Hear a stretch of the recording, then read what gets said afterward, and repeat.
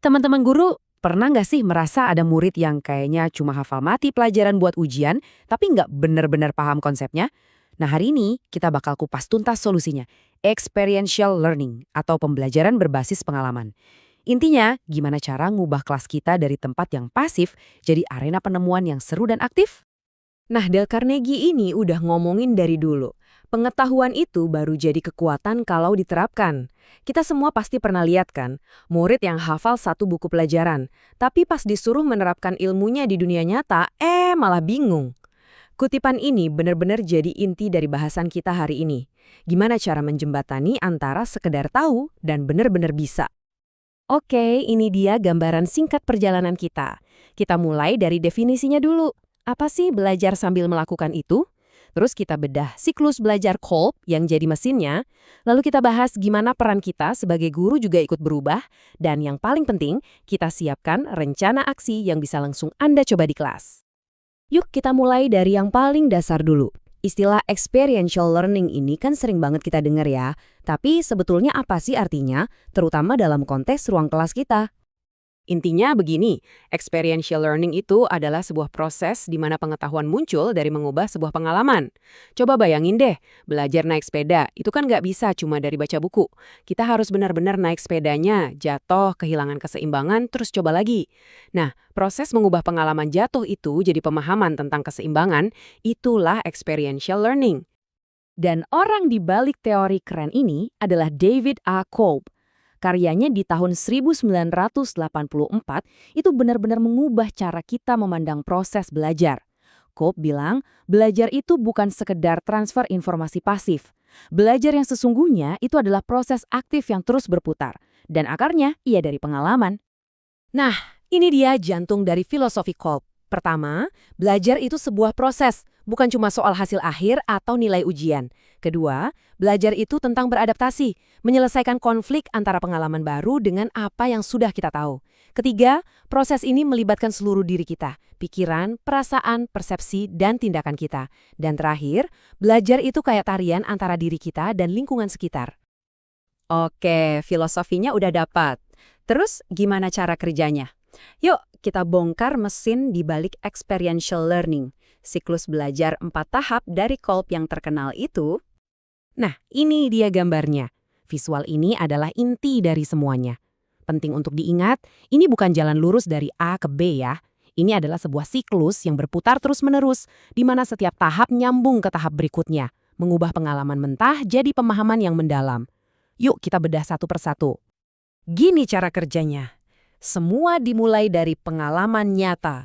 Misalnya, murid-murid kita minta bikin jembatan dari spaghetti. Tahap berikutnya adalah observasi reflektif, di mana mereka mikir, oke, kenapa ya jembatan kita tadi ambruk? Dari refleksi itu muncullah konseptualisasi abstrak. Mereka mulai menyimpulkan prinsip-prinsip dasar kayak, oh ternyata bentuk segitiga itu lebih kuat dari kotak.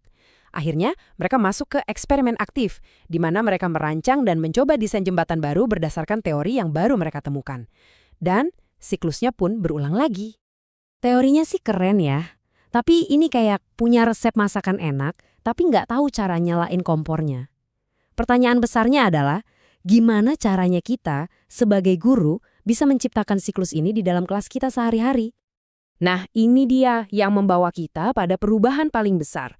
Untuk bisa menerapkan model ini, peran kita di depan kelas itu harus berubah secara fundamental.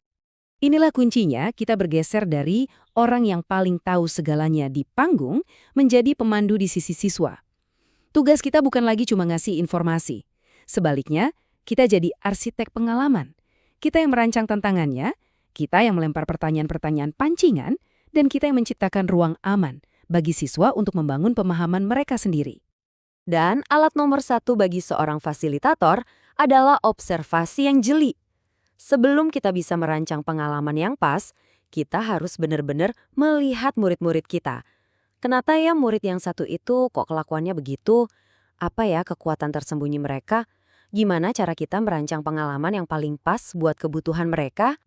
Coba kita lihat kasus Amelia ini. Kalau dilihat sekilas, dia menjiplak.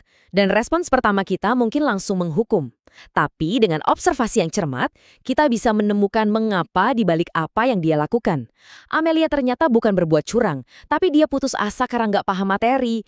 Nah, observasi memungkinkan kita beralih dari menghakimi perilaku menjadi mendiagnosis kebutuhan. Oke, kita setuju observasi itu penting. Tapi gimana caranya biar praktis dan nggak nambah-nambahin kerjaan? Yuk kita bahas rencana aksi 4 langkah yang super simple. Ini nggak perlu ribet kok. Pertama, tentukan satu aja target perilaku. Nggak usah semua, pilih satu hal. Misalnya melamun pas pelajaran matematika. Kedua, putuskan siapa yang observasi. Anda sendiri atau mungkin asisten guru. Ketiga, tentukan kapan dan berapa lama. Cukup 15 menit pertama pelajaran matematika setiap hari selama seminggu misalnya. Dan keempat, pilih alat yang simple. Buku catatan, post-it, atau spreadsheet sederhana di laptop juga bisa. Dan ini contohnya di lapangan. Coba lihat, dari catatan sesederhana ini kita bisa dapat wawasan luar biasa. Ya, kita lihat frekuensi melamunnya sedikit berkurang. Tapi, lihat catatan di kolom terakhir. Siswa sangat aktif di kelas seni. Wah, ini bukan cuma data, ini petunjuk besar. Ini artinya anak ini sebetulnya bisa fokus, asal kondisinya tepat. Nah, sekarang kita punya pegangan untuk bertindak.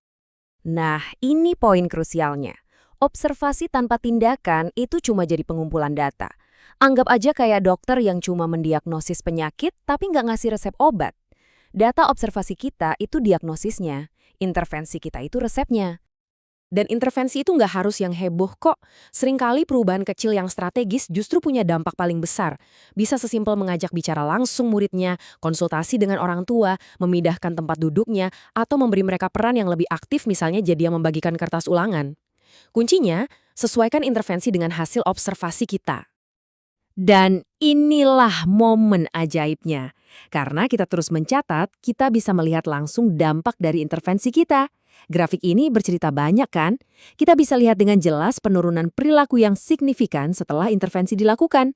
Ini bedanya antara cuma berharap kita membuat perubahan dengan benar-benar tahu kalau kita membuat perubahan. Ini namanya pengajaran berbasis bukti. Tony Robbins bener banget soal ini. Kita bisa berteori tentang siklus belajar kolb seharian, tapi nggak akan ada yang berubah sampai kita benar-benar bertindak. Kekuatan sejati dari semua ini bukan pada pemahaman konsepnya, tapi pada keberanian untuk mencoba sesuatu yang baru di kelas berdasarkan apa yang kita lihat dari murid-murid kita. Jadi, sebagai penutup, saya mau kasih Anda sebuah tantangan kecil. Nggak usah berpikir untuk merombak seluruh kurikulum. Coba pikirkan untuk besok saja. Apa satu pengalaman kecil yang bisa Anda ciptakan?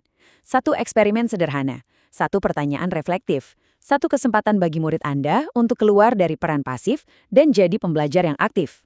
Apa langkah pertama Anda?